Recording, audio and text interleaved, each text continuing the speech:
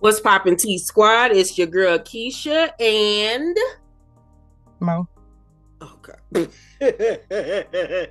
Why would Mo. It's Mo. It's Mo. you those Mo? Oh my God, Jesus be a fence. Y'all, we are back with episode 3 of Ask Keisha and Mo. Let's get straight into it because we got a gang of questions, you guys. So thank you for reaching out to us and asking us for advice. Okay, so the first question is, hi Keisha and Mo. I would like to know, if you've been married for 20 years and together for 23 years, and you catch your husband texting another woman, what would you do? Hit it, Mo.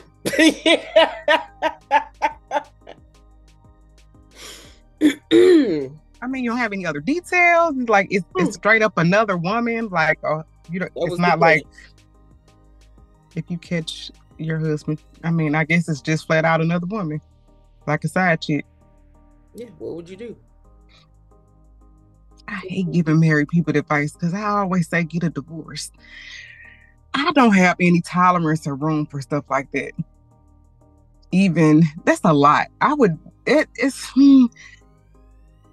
as a married person in 20 years, I think that deserves a little bit more than a just walk out the door. I don't know what I would do in this situation. Honestly, I do not. Is that his first time? I mean, like, it's other details that I would need to know. Like, this is his Yeah. first time doing that, or does he do this? I mean, like, how many times have we caught him engaging with other women? What was the context of the text messages? Yeah, I wish you would have added more context to it because it a texting conversation with a 23-year marriage, like I said, we need to know way more than just that to really give some form of an advice. But I agree with Monique. It all depends on, is this the first time? Is this not the first time? Like, what's going on? What was the text message convo? Like, did you confront him? Like, what's going on? It's really hard for us to really give an answer because, like Monique said, this is a 20-year marriage, been together for 23 years. You just don't up and walk away from a relationship of that nature for a text message. So if you could, please email us again with a little bit more context so we can really give you our opinion on the situation. So please reach back out to us because we don't want to say the wrong thing. Right. And it ain't even, not, I don't want to say that deep, but it could be fixed or worked on. So reach back out to us, please, please, please. Next question we have. Woo, it's a long one. I'm 25. My name is Shy. My BD, baby daddy, and his family has been nothing but hell. Him and his sister gave me a DNA test that was supposed to be my child, and his test, I called the number on the test. They told me it doesn't belong to my BD or my child. In fact, it's his sister test for her child she had done.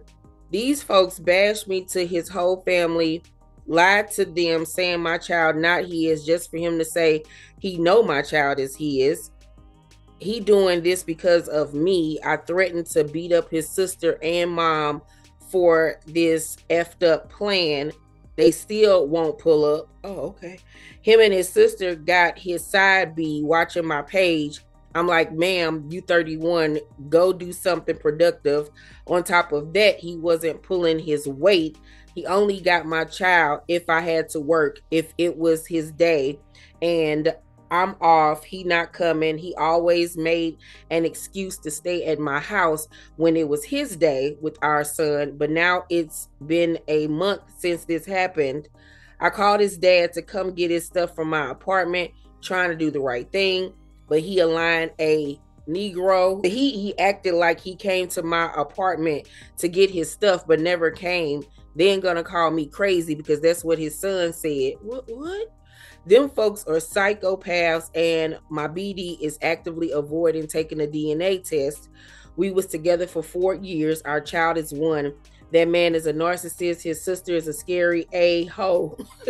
Wait. I don't know why that tickled me. Okay, let me find my place. Okay. Because she ready. That's why that tickled you. She calling out. And so is they mama. Only one of his cousins and one of his uncles real, I guess I think she mean really tried to rectify the situation and call them out on their lies, but everyone else is siding with the liars. Then he got the nerve to say after we go to court that he wants to get him on the weekends. I got a peace of mind not to agree to that. They have started this big ass mess for no reason because he unhappy with his life. Just start drama. They messy. They will lie about any and everything. I don't trust them with my child after all this. Yes, he did cheat on me 3 years out of the 4 we were together and during my pregnancy. Didn't find out until me and him broke up. Tried to leave my baby shower to go with one of his mini bees. Tried to leave me in the hospital while I was induced. Refused to help me in the pregnancy just to pull this BS of a stunt. Ooh, Jesus Christ, be a offense. That's it, friend. That stressed me out. Yeah. I don't know how you deal with that. There is no way in hell. Honestly, if it wasn't pertaining to my child, I would cut all communication off with them people. They are toxic. You are never going to grow dealing with those type of people. It's just bad. It's toxic. It's hella negative energy. Like I always tell people this: what do you want for your life? If that's not in alignment for where you think you're going or where you want to go, you got to cut ties. And it's as simple as that. He cheated on you 3 of the 4 years out of your relationship. There is no need for him to be spending the night at your house to babysit or whatever. It sounds like it's a lot of back and forth, and maybe you're not saying this. You're still dealing with him. I know you said something about a side chick. I'm not sure if that's the side chick that he currently has. That you keep calling him your baby daddy, not your boyfriend. I don't know what the status is of your relationship. But me, I would be done. I don't even get that DNA test done somehow, some way. If he's staying over there, I don't know if you got to scrape some out of his drawers, but get that test done. And I would not have nothing to do with him unless it pertains to my child. Yeah. If that's all. That is not what you want for your life at all. And don't fight that girl. Do not fight that girl. Do not fight any of those people, because last thing you want is a record. It's not getting expunged at 25. Do not fight them people.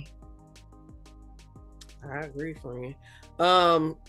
Yeah, the whole DNA test where they gave you a test, but come to find out it was the sister test. I don't know what is going on with that.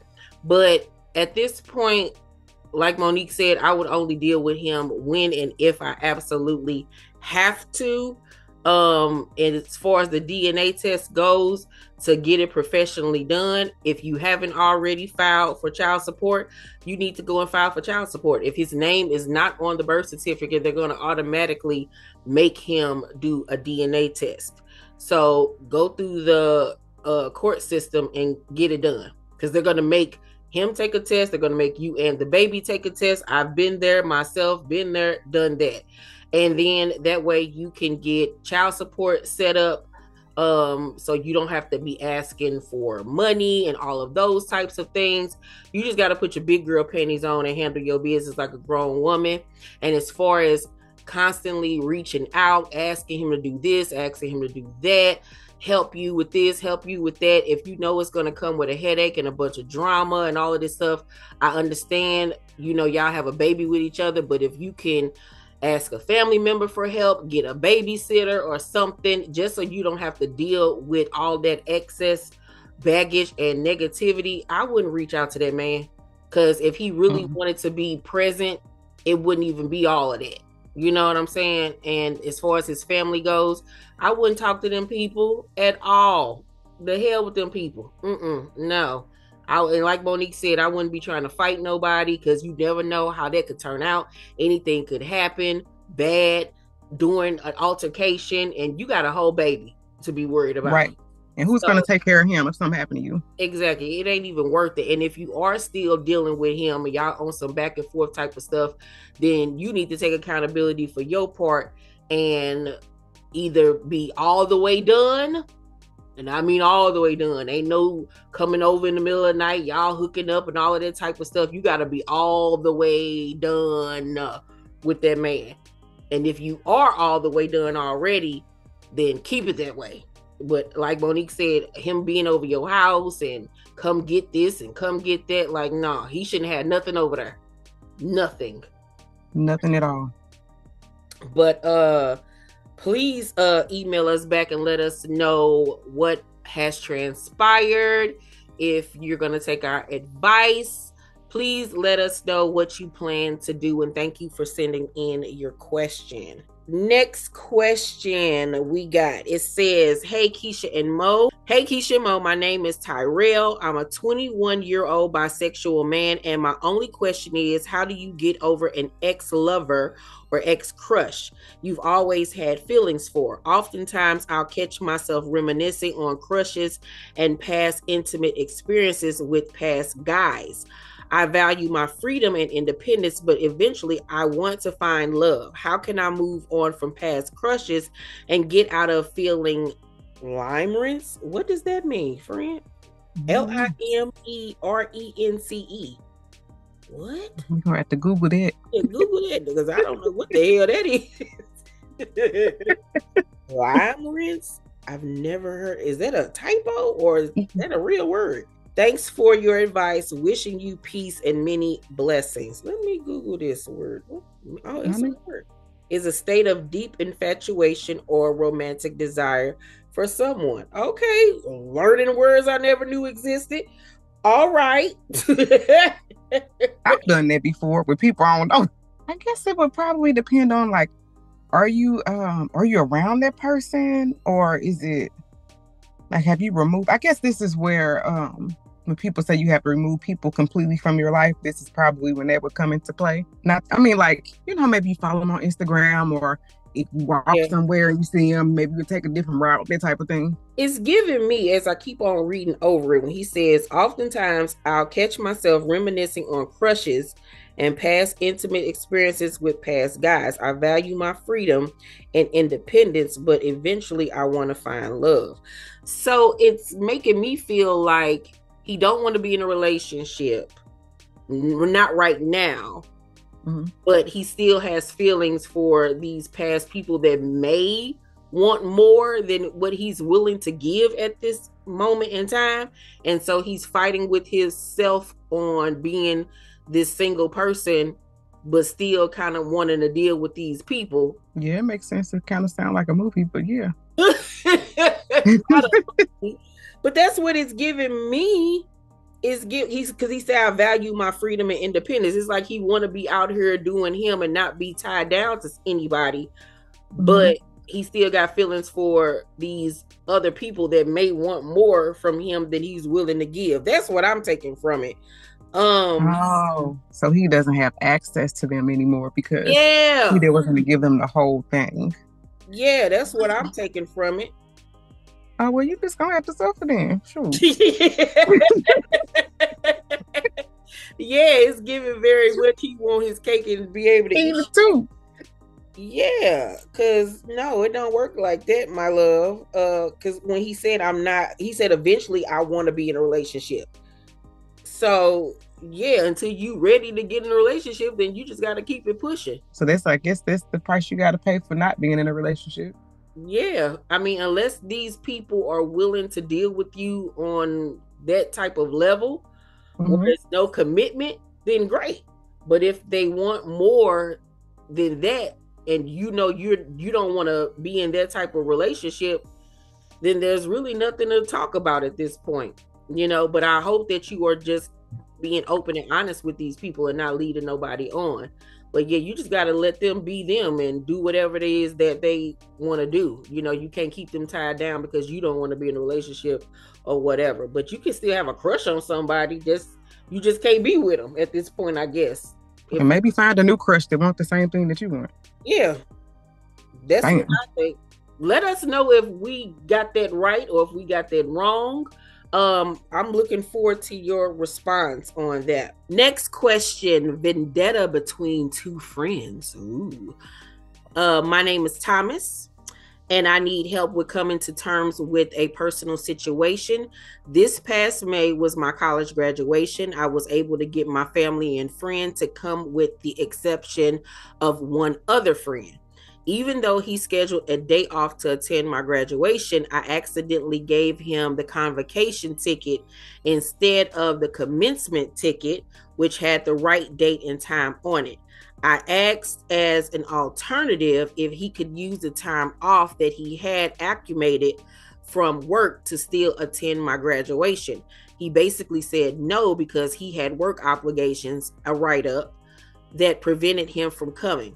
As a result, I got angry and felt betrayed by him because I felt like he didn't fully extend himself as my friend to really show up for me, even if initially it was my fault and he didn't make it. Secondly, you are able to make time for other people, like your girlfriend that you've rushed a premature relationship with by barely knowing her for a month, but not your supposed best friend that you've known for 3 years. So I sent him a message along the lines of, since we both work at Amazon, you have time for customer shipments. What? You have time for customer shipments and boxes, but no time for your best friend. Come the day of my graduation, he didn't congratulate me at all. I blocked him almost a week later because I felt hurt and angry, especially when he made no effort to reach out to me about it at all. I unblocked him a few days later that same week to rehash the situation with him, since it had escalated into something completely stupid and nothing that should get in the way of our friendship. He left me on red. That following week at work, at the lunch table with our coworkers, I sat at the table and asked him if we could talk this out, and he says, "We'll see." Mind you, I found out that I was already blocked on everything immediately after having asked him that. On and after that day, I sent him a lot of harassing text messages, basically wronging him for just cutting me out like I was a piece of trash on the floor that he casually tossed into his trash can.